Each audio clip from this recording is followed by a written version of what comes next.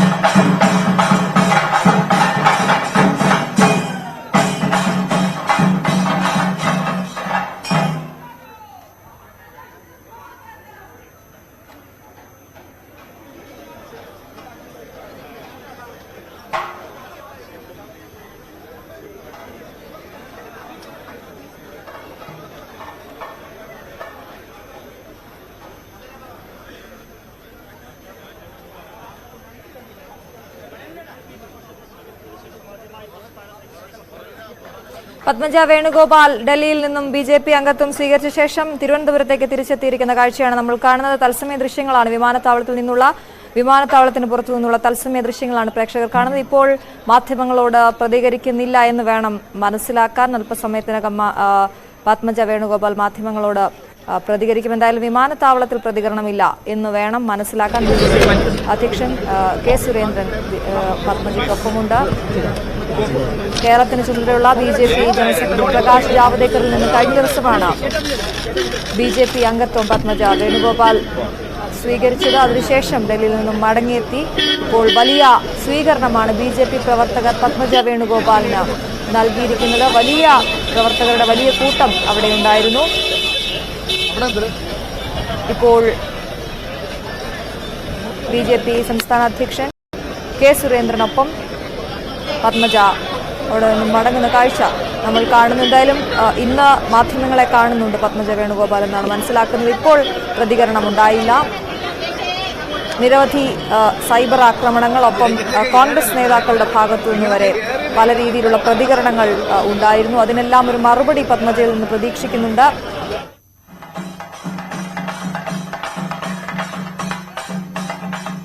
തുടർച്ചയായ അവഗണനയിൽ മനംനൊന്താണ് കോൺഗ്രസ് വിടുന്നത് എന്നാണ് പത്മജ വേണുഗോപാൽ പറഞ്ഞത്. പത്മജ വേണുഗോപാൽ ബിജെപിയിലേക്ക് എന്നുള്ള വാർത്ത ആദ്യം പുറത്തുവിട്ടത് ന്യൂസ് 18 ഉപാധികളൊന്നുമില്ലാതെയാണ് താൻ പോകുന്നത്. ഇപ്പോൾ പി മുരളീധരൻ മാധ്യമങ്ങളെ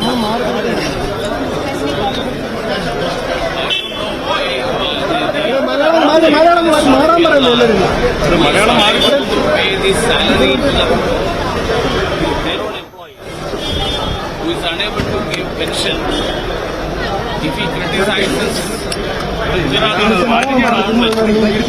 it shows that the state government has no capability to run the affairs of the state.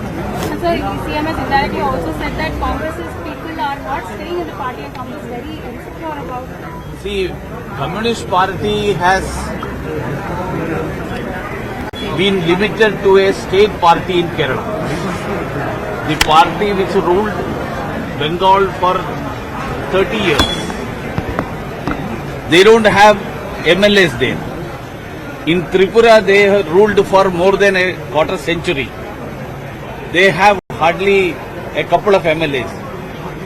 So such a party criticizing BJP, I don't understand what is the rationale behind that. Sir, the Chief Minister yesterday while speaking has said that you are not sure whether today's Congress leaders will be with the Congress today and they will go to No, BJP. Congress and CPM leaders all will join BJP. CPM leaders also will join. This is only phase 1. There will be a phase 2. BJP പ്രവേശനം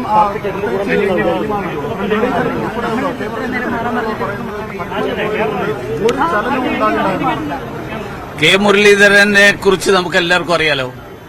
K Muraleedharan 2005 ഏത് പാർട്ടിയിലായിരുന്നു, 2006 ഏത് പാർട്ടിയിലായിരുന്നു, 2009 ഏത് പാർട്ടിയിലായിരുന്നു.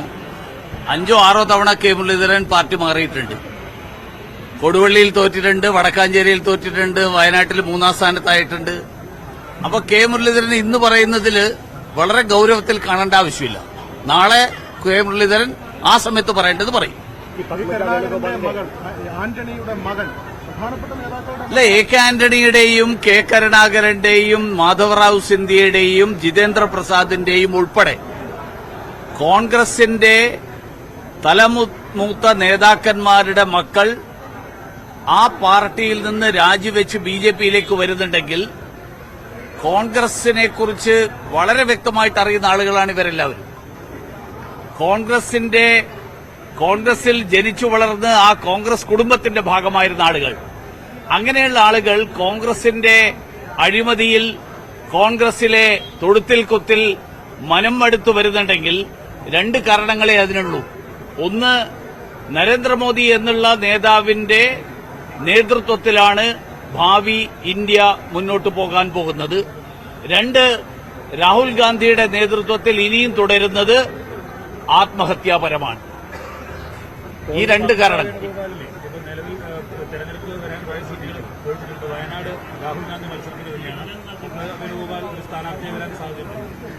പാർട്ടിയുടെ കേന്ദ്ര തെരഞ്ഞെടുപ്പ് സമിതിയാണ് സ്ഥാനാർത്ഥിത്വം തീരുമാനിക്കുന്നത്. കരുണാകരന്റെ ആത്മാവിനെ വഞ്ചിച്ചു എന്നൊരു ക്യാമ്പയിനാണ് ഇപ്പോൾ കോൺഗ്രസിന്റെ ഭാഗത്തുനിന്ന്. ജീവിച്ചിരിക്കുന്ന നേതാക്കന്മാരുടെ മക്കൾ രാജിവെച്ച് ചേർന്നില്ലേ, പിന്നെ ആത്മാവിനെ കുറിച്ച് ചർച്ച ചെയ്യേണ്ട കാര്യമില്ലല്ലോ. വി മുരളീധരൻ മാധ്യമങ്ങളെ കാണുകയായിരുന്നു.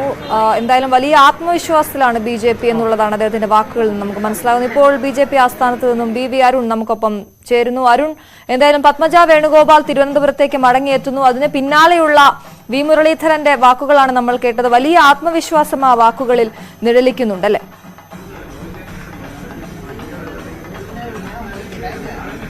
തീർച്ചയായിട്ടും BJP നേതാക്കൾ നേരത്തെയും പറയുന്നതാണ്, പ്രധാനപ്പെട്ട നേതാക്കൾ ഇരു മുന്നണിയിൽ നിന്നും BJPയിലേക്ക് വരുമെന്ന്. അത് ഇപ്പോഴാണ് ആ രീതിയിൽ യാഥാർത്ഥ്യമാകുന്നതെന്നാണ് ഏറ്റവും പ്രധാനപ്പെട്ട കാര്യം. നേരത്തെയും ചില നേതാക്കൾ, അൽഫോൺസ് കണ്ണന്താനം ഇടത് MLA ആയിരുന്ന അൽഫോൺസ് കണ്ണന്താനം ഉൾപ്പെടെയുള്ളവർ BJPയിൽ വന്നെങ്കിലും ഇത്രയധികം പ്രാധാന്യം കിട്ടുന്ന, അല്ലെങ്കിൽ കോൺഗ്രസ് പാർട്ടിയുടെ ഏറ്റവും പ്രധാനപ്പെട്ട നേതാവിന്റെ മകൾ, അവരും അത് ACC അംഗം കൂടിയായ, കോൺഗ്രസിന്റെ രാഷ്ട്രീയകാര്യ സമിതി അംഗം കൂടിയായ പത്മജ വേണുഗോപാൽ BJPയിലേക്ക് വന്ന വലിയ ഒരു ഊർജ്ജമാണ് ിൽ ഉണ്ടാക്കി.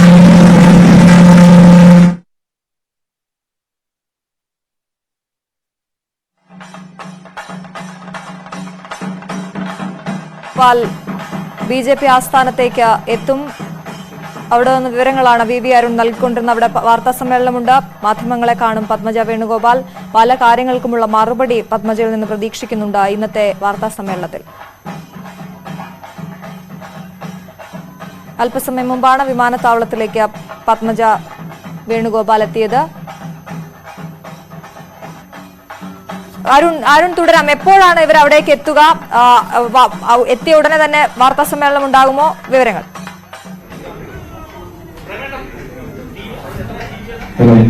അരമണിക്കൂറിനുള്ളിൽ പത്മജ വേണുഗോപാൽ BJP ആസ്ഥാനത്ത്. ഏറ്റവും പ്രധാനപ്പെട്ട കാര്യം, BJPയുടെ പുതിയ ആസ്ഥാന മന്ദിരം മാരാർജി ഭവൻ ഉദ്ഘാടന ശേഷം നടക്കുന്ന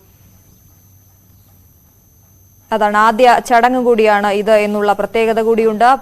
അവിടേക്ക് പത്മജ വേണുഗോപാൽ എത്തുന്നു. വലിയ ആവേശത്തോടെയാണ് BJP പ്രവർത്തകർ പത്മജ വേണുഗോപാലിനെ തിരുവനന്തപുരം വിമാനത്താവളത്തിൽ സ്വീകരിച്ചത്. ചെണ്ടമേളത്തോടെ പുഷ്പമെറിഞ്ഞ് ആണ് അവിടെ സ്വീകരണം നമ്മൾ കണ്ടു. വലിയ ആത്മവിശ്വാസം നമ്മൾ കണ്ടു നേതാക്കളിൽ, പ്രത്യേകിച്ച് പത്മജ വേണുഗോപാൽ എത്തിയപ്പോൾ അരുൺ പറഞ്ഞതുപോലെ തന്നെ മുമ്പെങ്ങുമില്ലാത്ത അത്രയും ആവേശത്തിലാണ് BJP പ്രവർത്തകരുള്ളത്. അരുൺ, തുടരാം.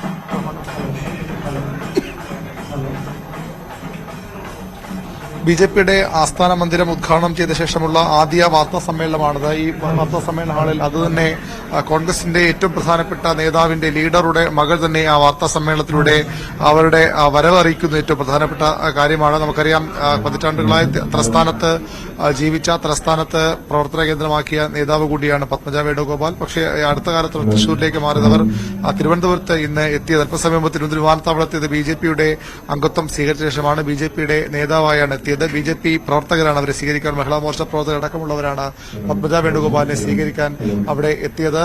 BJPയുടെ പ്രധാനപ്പെട്ട നേതാക്കളുടെ സാന്നിധ്യത്തിലാകും ഇവിടുത്തെ വാർത്താ സമ്മേളനം. മുൻ സംസ്ഥാന അധ്യക്ഷന്മാരായ PK കൃഷ്ണദാസും കുമ്മനം രാജശേഖരനും ഒക്കെ നേരത്തെ ഇവിടെ എത്തിയിട്ടുണ്ട്. പത്മജ വേണുഗോപാലിന്റെ വാർത്താ സമ്മേളനത്തിന് അവർക്കൊപ്പം ഈ നേതാക്കളും ഉണ്ടാകും. BJPയുടെ സംസ്ഥാന അധ്യക്ഷൻ ഇവിടെ ഉണ്ടാകുമെന്നാണ് കരുതുന്നത്.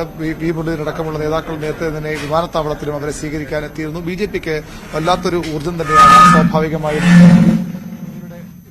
വരവുണ്ടാക്കുന്നതെന്ന് വ്യക്തമാണ്. കാരണം വളരെ പ്രധാനപ്പെട്ട ഒരു നേതാവ്, അതും വളരെ സജീവമായ രാഷ്ട്രീയത്തിൽ നിൽക്കുന്ന ഒരു നേതാവ്, ഈ തെരഞ്ഞെടുപ്പിൽ പോലും മത്സരിച്ചേക്കുമെന്ന തരത്തിലുള്ള അഭ്യൂഹങ്ങളൊക്കെ അവരുടെ പേരിൽ ഉണ്ടായിരുന്ന അത്തരമൊരു നേതാവിനെയാണ് BJP സ്വന്തം പാളയത്തിലേക്ക് എത്തിച്ചിരിക്കുന്നത്. അതുതന്നെ അവരുടെ ആത്മവിശ്വാസം വർദ്ധിപ്പിക്കുന്നു. ഏതായാലും പത്മജ വേണുഗോപാൽ BJPയിലേക്ക് വന്നത് ആ രീതിയിൽ ഉപയോഗപ്പെടുത്തുന്ന തന്നെയാകും അവരുടെ ശ്രമം. ഒരുപക്ഷെ അവർക്ക് സ്ഥാനാർത്ഥം നൽകിയില്ലെങ്കിൽ പോലും, സ്ഥാനാർത്ഥം ഉണ്ടാകില്ലെങ്കിൽ പോലും പ്രധാനപ്പെട്ട തെരഞ്ഞെടുപ്പ് പൊതുയോഗങ്ങളിലൊക്കെ അവരെ പ്രസംഗിപ്പിച്ചേക്കും. അവർ ചാലക്കുടിയിലോ അല്ലെങ്കിൽ മറ്റേതെങ്കിലും മണ്ഡലത്തിലോ ഒരുപക്ഷെ വയനാട് തന്നെ മത്സരിച്ചിരിക്കുന്ന തരത്തിലുള്ള അഭ്യൂഹങ്ങളൊക്കെ ഇപ്പോഴും ശക്തമായി തന്നെയുണ്ട്. ഏതായാലും പത്മജ വേണുഗോപാൽ അല്പസമയത്തിനകം BJPയുടെ ആസ്ഥാനമായ മാരാർജി ഭവനിലേക്ക് എത്തിച്ചേരും.